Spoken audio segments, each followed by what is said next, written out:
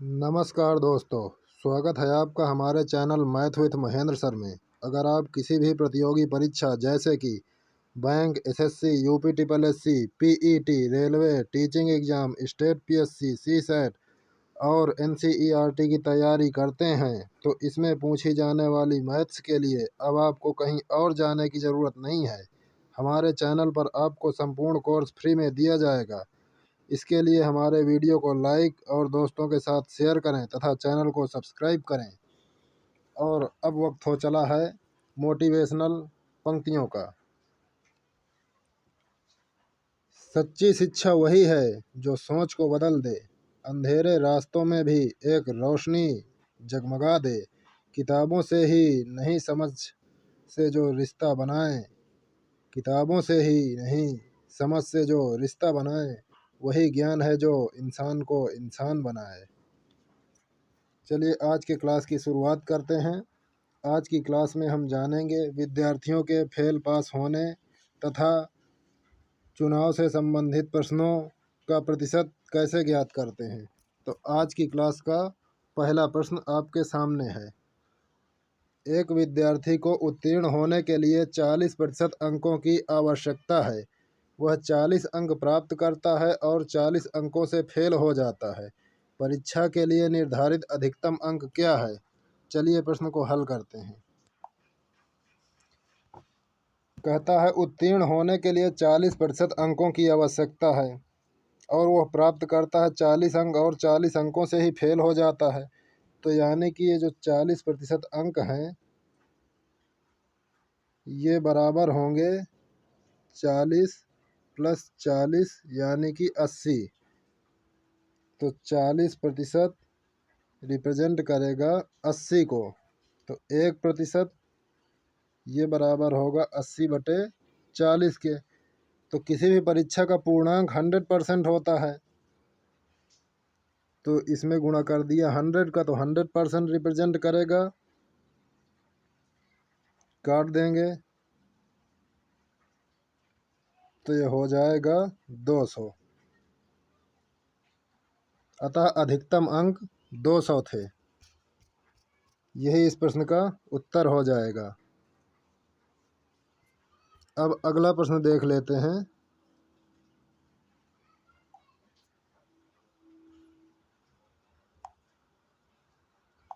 दिया है एक अभ्यर्थी 25% अंक प्राप्त करता है और 30 अंकों से फेल हो जाता है। दूसरा अभ्यर्थी 50% अंक प्राप्त करता है और उत्तीर्ण अंक से 20 अंक अधिक प्राप्त करता है। परीक्षा में निर्धारित अधिकतम अंक ज्ञात कीजिए। इस प्रश्न में यदि हम विचार करें तो दो अभ्यर्थी हैं। दोनों अभ्यर्थियों के पासिंग मार्क जो होंगे वो बराबर बराबर होंगे, क्योंकि पासिंग मार्क प्रत्येक विद्यार्थी के लिए अलग अलग नहीं हो सकते। तो इसमें हम दोनों विद्यार्थियों के पासिंग मार्क को बराबर कर देंगे तो क्वेश्चन सॉल्व हो जाएगा। चलिए देखते हैं कैसे। मान लेते हैं अधिकतम अंक x थे। अधिकतम अंक है x, तो पहला अभ्यर्थी 25% प्राप्त करता है तो x का 25% प्राप्त किया और 30 अंकों से फेल हो गया, यानी कि पासिंग मार्क में 30 अभी कम है, तो ये पहले विद्यार्थी का पासिंग मार्क हो गया। अब दूसरे अभ्यर्थी का पासिंग मार्क, दूसरा जो प्राप्त करता है वो x का 50% प्राप्त करता है तथा उत्तीर्ण अंक से 20 अंक अधिक प्राप्त करता है। तो इसमें जो है 20 अंक ये पासिंग मार्क से ज़्यादा है, तो इसलिए हमने इसमें से माइनस कर दिया। अब इसको हम हल कर लेते हैं। 25 एक अन्य 25, 25 दूनी 100, 50 एक अन्य 50 और 50 दूनी 100। सॉरी, ये 25 चौके 100 होता है।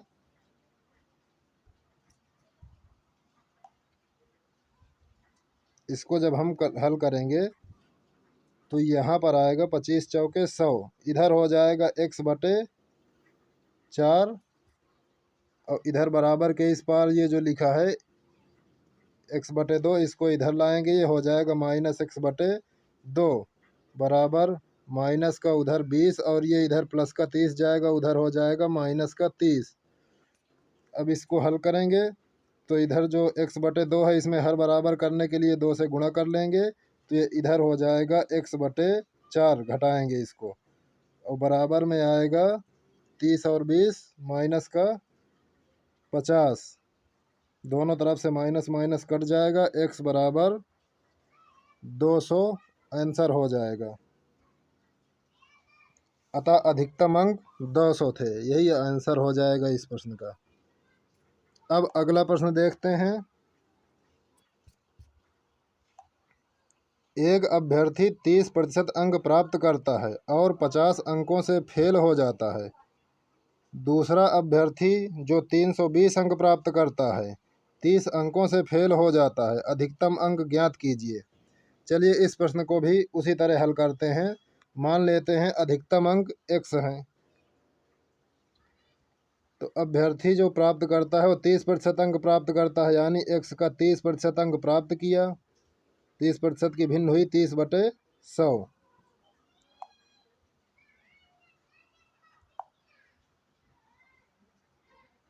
30% अंक प्राप्त करता है और 50 अंकों से फेल हो जाता है, यानी ये 50 अंक जो है पासिंग मार्क से कम है, तो इसमें हमने जोड़ दिया। अब आगे कह रहा दूसरा जो अभ्यर्थी है वो 320 अंक प्राप्त करता है और 30 अंकों से फेल हो जाता है, तो इसमें भी पासिंग मार्क्स से ये 30 अंक कम है, तो इसमें हमने 30 जोड़ दिया। तो अब इस समीकरण को सॉल्व कर लेते हैं। शून्य से शून्य काट दिया, ये हो जाएगा 3x/10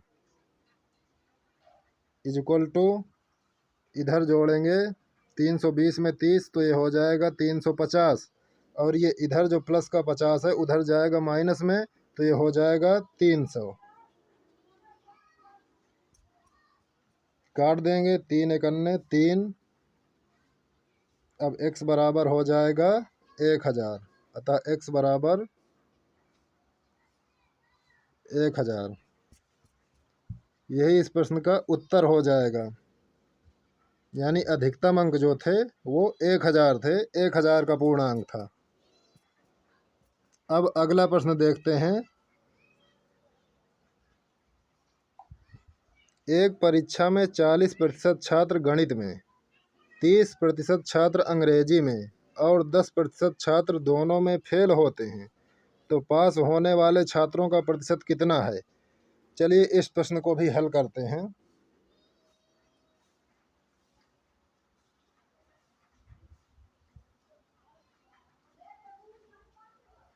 मान लीजिए ये इधर मैथ में है और इधर जो है इंग्लिश में। कहता है 40% छात्र गणित में और 30% छात्र अंग्रेजी में और 10% छात्र दोनों में फेल होते हैं, तो पास होने वाले छात्रों का प्रतिशत कितना है? अगर हम देखें केवल मैथ में, तो ये हो जाएगा 40 माइनस 10 बराबर 30। केवल इंग्लिश में तो ये हो जाएगा 30 माइनस 10 बराबर 20। दोनों में कितना है? बोथ में 10।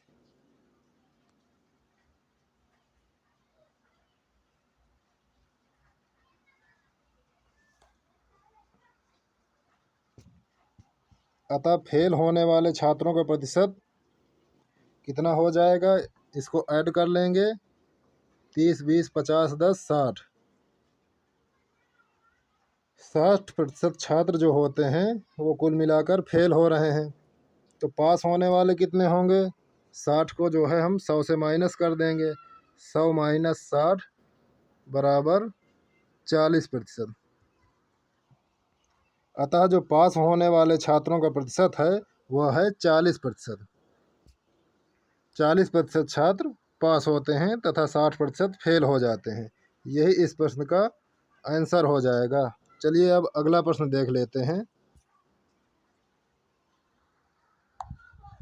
एक परीक्षा में 35% विद्यार्थी एक विषय में तथा 42% विद्यार्थी दूसरे विषय में अनुत्तीर्ण रहे, जबकि 15% विद्यार्थी दोनों विषयों में अनुत्तीर्ण रहे।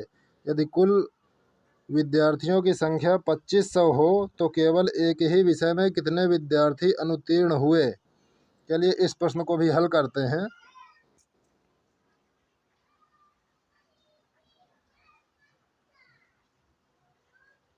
ये हो गया पहला विषय, ये हो गया दूसरा विषय। 35% कह रहा है पहले विषय में, 42% जो हैं वो दूसरे विषय में, और 15% दोनों विषयों में अनुत्तीर्ण रहे। तो केवल पहले विषय में अनुत्तीर्ण देखें। फर्स्ट विषय में जो अनुत्तीर्ण होंगे वो होंगे 35 माइनस 15 बराबर 20%। दूसरे विषय में 42 माइनस 15, ये हो जाएगा 27, और दोनों में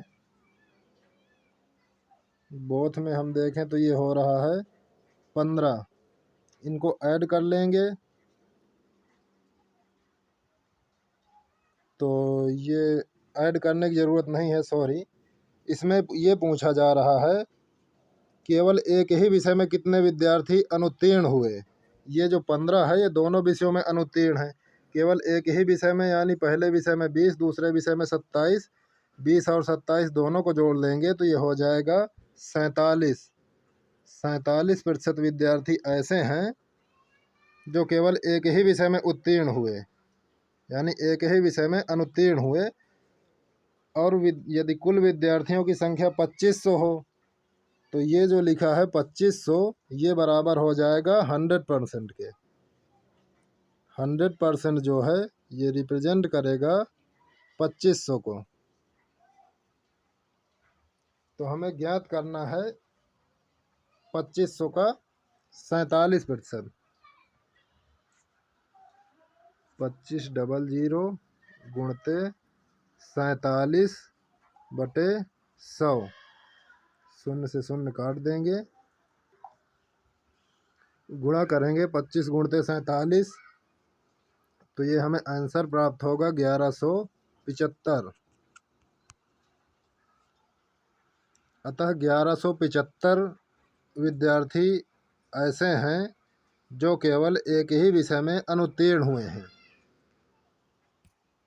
अब अगले प्रश्न की शुरुआत करते हैं। लिखा है 2 उम्मीदवारों के एक चुनाव में कुल 7500 मत पड़े। इन मतों में से 20% मत अवैध घोषित कर दिए गए। यदि एक उम्मीदवार को वैध मतों का 55% मिले हों तो दूसरे उम्मीदवार को कितने वैध मत मिले। चलिए हल करते हैं इसे भी। कह रहा है कि 2 उम्मीदवारों के एक चुनाव में कुल 7500 मत पड़े हैं 7500। इन मतों में से 20% मत अवैध घोषित कर दिए गए। तो 7500 में वैध कितने होंगे। 20% जब अवैध हो जाएंगे तो वैध बचेंगे 80%।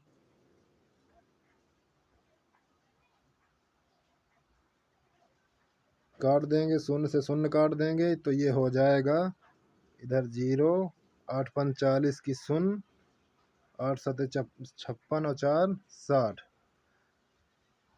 यानी 6000 मत जो हैं वो वैध हैं।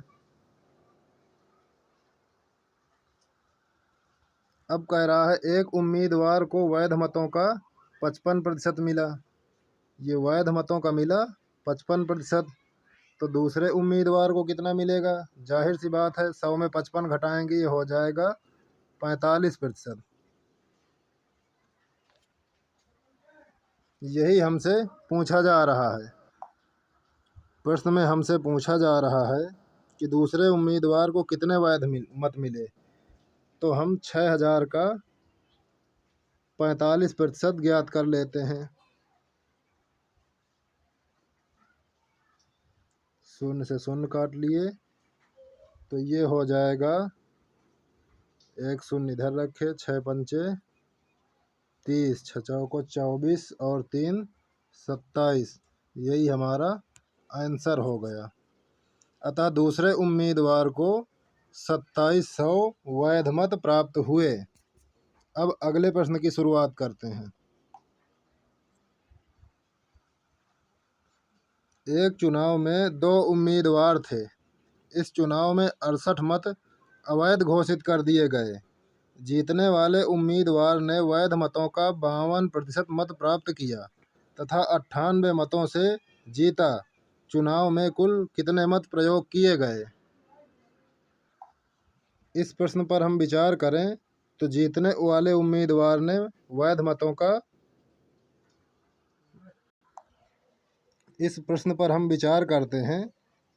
जीतने वाले उम्मीदवार ने वैध मतों का 52% प्राप्त किया। तो जाहिर सी बात है हारने वाला कितना प्राप्त करेगा? 48%। हारने वाले को मिलेंगे 48%। दोनों के मतों का अंतर हो जाएगा 4%। और ये 98 मतों से जीता है। तो जितने मतों से कोई उम्मीदवार जीतता है तो वही दोनों उम्मीदवारों के मतों का अंतर होता है। मतों के अंतर से ही तो कोई उम्मीदवार जीतता है। तो ये जो 4% का अंतर है ये 98 के बराबर हो जाएगा। तो अब 1% की वैल्यू कितनी हो जाएगी? 1% बराबर होगा 98/4 के। तो हमसे ये पूछा जा रहा है चुनाव में कुल कितने मत प्रयोग किए गए। तो किसी भी चुनाव में जो मत प्रयोग किए जाते हैं वो अपने आप में 100% होते हैं। तो इसमें हम 100 से गुणा कर देंगे। तो ये हो जाएगा 9800/4 काट देंगे। 4 दूनी नैया 8, 4 चौके 16, 4 पंचे 20। ये हो जाएगा 2450।